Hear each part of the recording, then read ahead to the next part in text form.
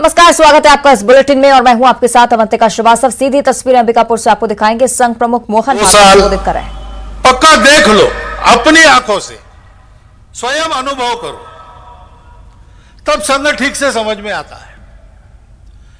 जैसे चीनी कितनी मीठी है, इस पर ग्रंथ लिखे जा सकते हैं, भाषण भी हो सकता है, उसकी केमिस्ट्री क्या है, उसका फॉर्मूला क्या है, सब बताया जा सकता है।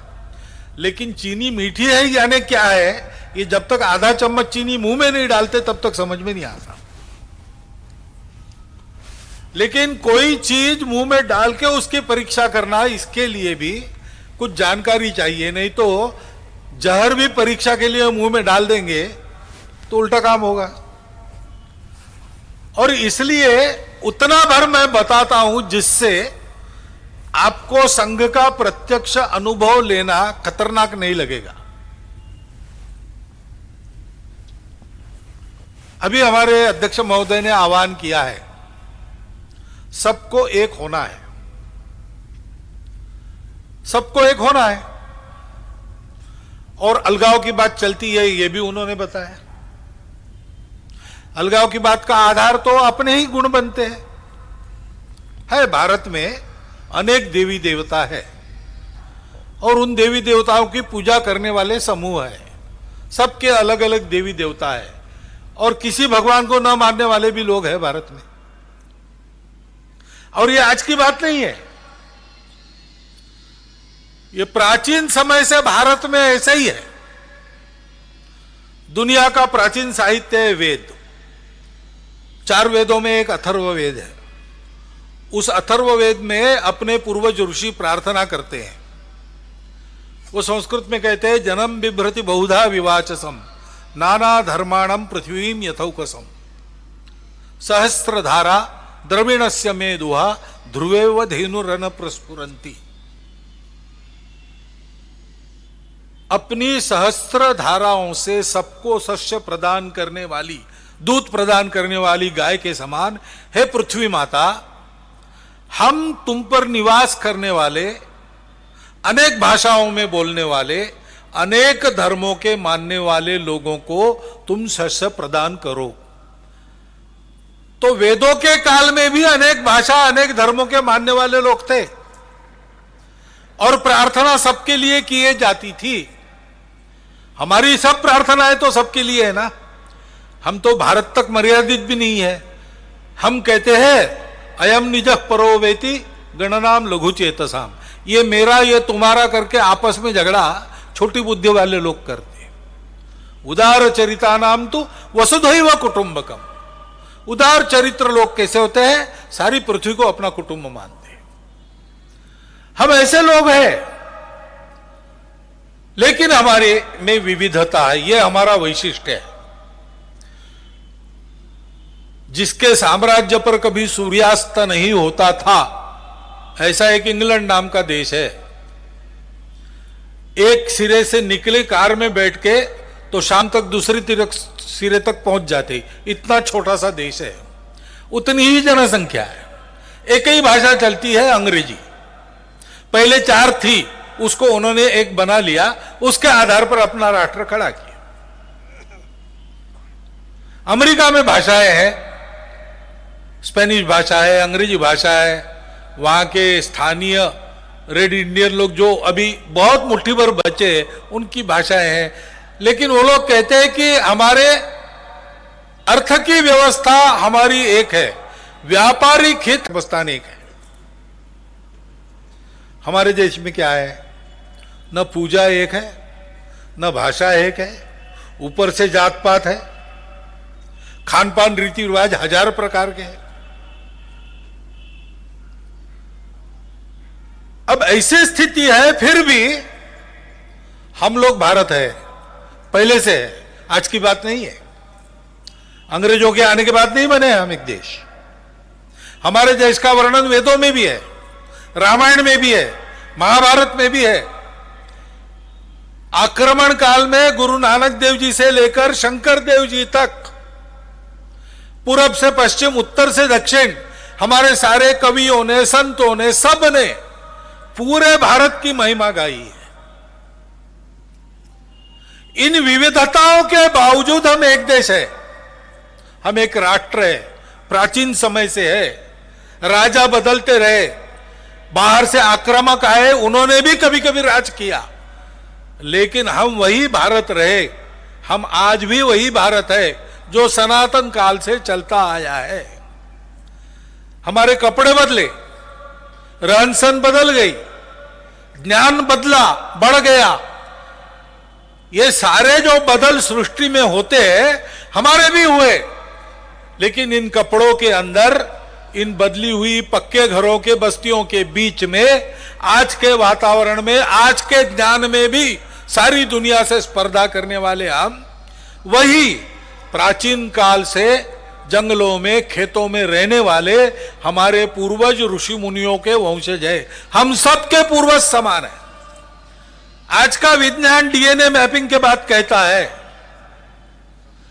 आज हमको कुछ भी लगे हम एक है कि नहीं, हम अलग अलग है, हम ऐसा है वैसा, हम कुछ भी कहे, विज्ञान कहता है 40,000 वर्ष पहले से जो अखंड भारत था, काबुल के पश्चिम से चिंदविन नदी की पूरब तक और तिब्बत के उत्तर की ढलान से, यानी चीन की तरफ की ढलान से श्रीलंका के दक्षिण तक जो मानव समूह आज है, उन सबका डीएनए 40,000 वर्षों से समान डीएनए है।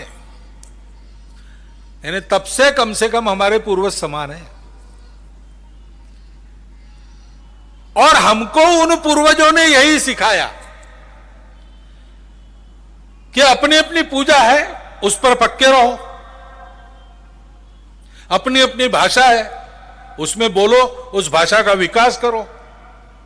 अपना अपना खान पान रीति रिवाज, हम जहां रहते वहां के भूगोल के लिए उचित खान पान है, उस पर भी पक्के रहो।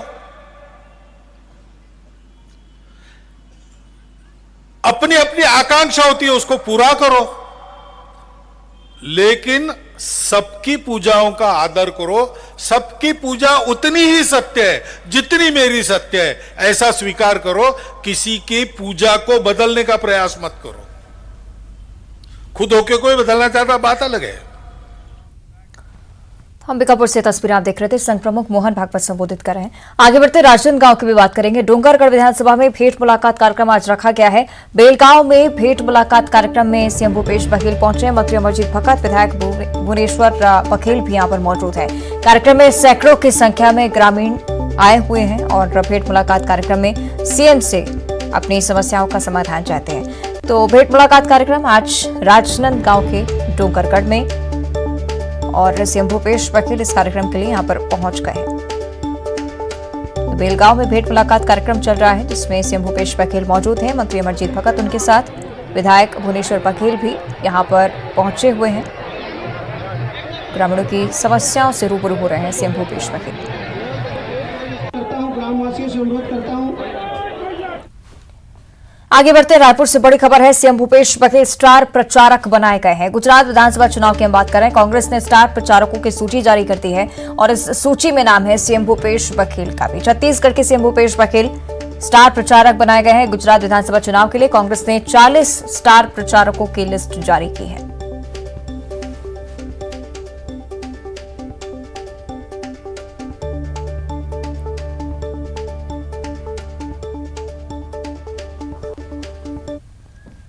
और इधर भानु प्रतापपुर उपचुनाव को लेकर भाजपा ने अपने उम्मीदवार की घोषणा कर दी है। भाजपा ने ब्रह्मानंद नेताम के नाम पर मोहर लगाई है। ब्रह्मानंद नेताम वर्ष 2008 में भानु प्रतापपुर से विधायक भी रह चुके हैं। भाजपा ने प्रदेश चुनाव समिति में 5 नामों का पैनल तैयार कर केंद्रीय चुनाव समिति को भेजा था। भानु प्रतापपुर उपचुनाव के लिए 17 नवंबर तक नामांकन पत्र दाखिल किया जाएगा। उधर सोमवार को कांग्रेस की प्रदेश चुनाव समिति ने 14 दावेदारों के नामों का पैनल बनाकर इसे हाईकमान को भेजा। हालांकि मनोज मंडावी की पत्नी सावित्री मंडावी का नाम सबसे आगे चल रहा है, तय माना जा रहा है। कांग्रेस भी आज नाम का ऐलान कर सकती है।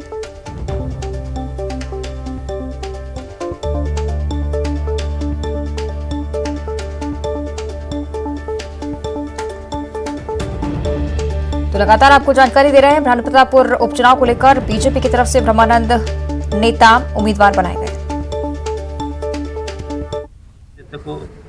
प्रदेश नेतृत्व को बहुत बहुत धन्यवाद ज्ञापित करता हूँ।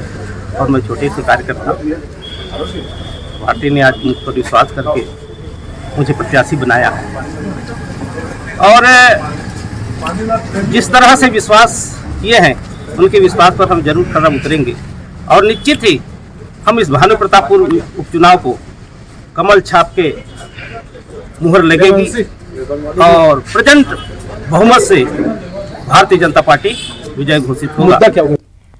और भानु प्रतापपुर उपचुनाव से जुड़ी ही अगली बड़ी खबर, बीजेपी उम्मीदवार ब्रह्मानंद नेताम ने नामांकन पत्र लिया है। 17 नवंबर को ब्रह्मानंद नेताम नामांकन पत्र जमा करेंगे। अब तक 48 प्रत्याशियों ने नामांकन फॉर्म लिए हैं। एक प्रत्याशी ने अपना भरा हुआ नामांकन पत्र जमा भी कर दिया है। 17 नवंबर तक नामांकन पत्र दाखिल करने की आखिरी तारीख तय की गई है।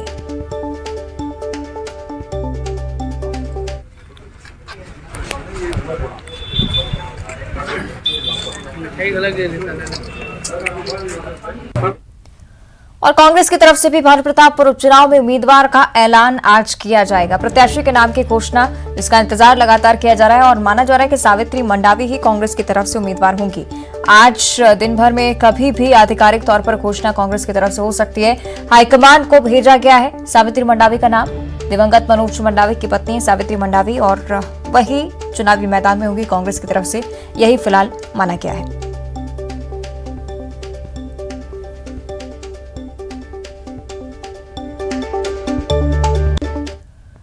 और भानु प्रतापपुर उपचुनाव के लिए प्रत्याशी घोषित किए जाने पर सीएम भूपेश बघेल ने कहा है कि जल्द ही इस सीट से कांग्रेस के नाम की भी घोषणा हो जाएगी। हम 4 साल की उपलब्धि को लेकर जनता के बीच जाएंगे और सीट को बचाने में भी सफल रहेंगे। भैया हाईकमान तय करे कौन कैंडिडेट हो। उम्मीद में सब लोग, क्योंकि अब समय कितना बचा है, तो जो दावेदार हैं तो वो तो फॉर्म खरीदेंगे ही ना। आगे बढ़ते हैं, रायपुर से बड़ी खबर है। बीजेपी के प्रदेश प्रभारी ओम माथुर का रायपुर दौरा होने जा रहा है। 21 नवंबर को 4 दिवसीय दौरे पर रायपुर आ रहे हैं। साथ ही प्रदेश पदाधिकारी कोर ग्रुप सांसद विधायकों की बैठक भी लेंगे। मोर्चा प्रकोष्ठ विधानसभा प्रभारियों की भी बैठक लेंगे ओम माथुर। मिशन 2023 को लेकर रूपरेखा तैयार की जाएगी। प्रदेश प्रभारी बनने के बाद पहली बार छत्तीसगढ़ आ रहे हैं ओम माथुर। हरी हैं और निश्चित रूप से ओम माथुर सीनियर हमारे संगठन के बड़े पुराने संगठन मंत्री हैं। उन्होंने गुजरात जैसे राज्य को लंबे समय तक देखा है। अन्य बड़े राज्यों में वो संगठन मंत्री की हैसियत से काम कर चुके हैं। उनका आना छत्तीसगढ़ के लिए शुभ संकेत है।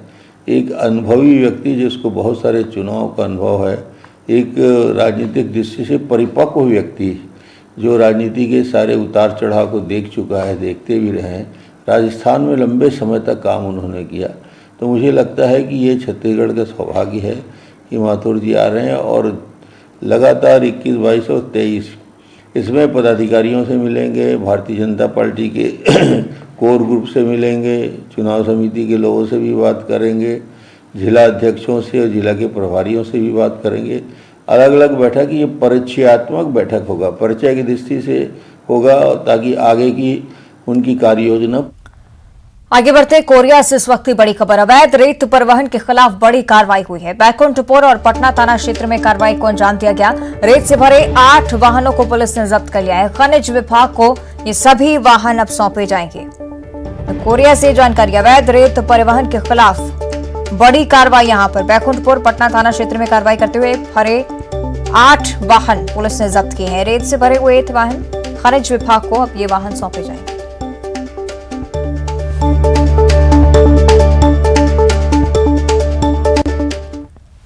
और धर्मांतरण के मुद्दे को लेकर सीएम शिवराज सिंह चौहान का एक बड़ा ऐलान सामने आया है। आपको बता दें कि मध्य प्रदेश में धर्मांतरण का कुचक्र नहीं चलने देंगे। साफ तौर पर उन्होंने कहा है, छल कपट कर शादी कर लेते हैं, जमीन का नाम अपने नाम करा लेते हैं। साथ ही ऐसी गड़बड़ी पर ग्राम सभा भी अब हस्तक्षेप कर सकेगी। कुचक्र रखते धर्मांतरण का। मेरे बहनों और भाइयों, धर्मांतरण का कुचक्र मध्य प्रदेश की धरती पर हम नहीं चलने देंगे। बोलिए, चलने देना चाहिए क्या? जोर से बताओ, चलने देना चाहिए क्या? ये छल करके, कपट करके किसी बिटिया से शादी कर ली और कहा जमीन वो तो आदिवासी है, उसके नाम करा दें, ये नहीं होगा, मध्य प्रदेश की धरती पर नहीं होगा। अगर ऐसी कोई गड़बड़ करेगा तो ग्राम सभा इसमें हस्तक्षेप। और अब देखिए खबरें सुपरफास्ट अंदाज में।